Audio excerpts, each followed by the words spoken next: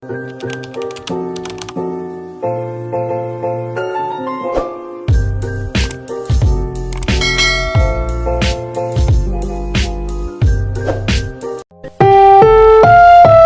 susunod na programa ay rated PG. Patnubay at gabay ng magulang ay kailangan sa mga batang manonood. Talaga, si Lord talaga yung nasa sentro talaga namin. Anything na mangyayari, kailangan nandun talaga siya. Square, gaya kami, rectangle, nandun siya, nandun kami dalawa dito sa gilid.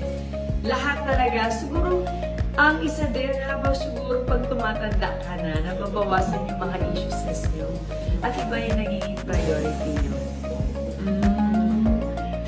Pero kung practical lang, like for example, like bago matulog, pati, ano bang ganun?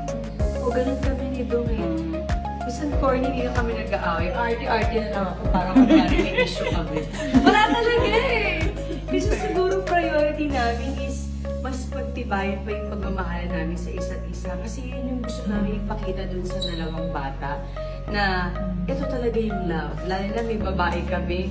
So ito dapat yung pipiliin mo kung meron mang something. Si Sixto, ako din para sa kanya. So as much as possible, gusto namin maging role model kami ng dalawang bata. Kasi sa parent ngayon, alam naman natin yung mundo. So gusto talaga natin, mahubog natin sila na mas maayos talaga mga bata.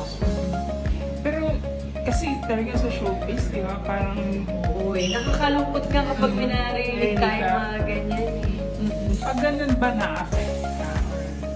Hindi, parang ang point ko lang, kung kilala ko, magpapahinga muna ako, tapos iti-text ko talaga. Nag-text talaga ako na, gusto ka, Support. may kailangan ka, you just let me know. Pero para mag-usisa kung anong dahilan, parang mali-mali yun. Never, never tayong gagawin. Never natin gagawin.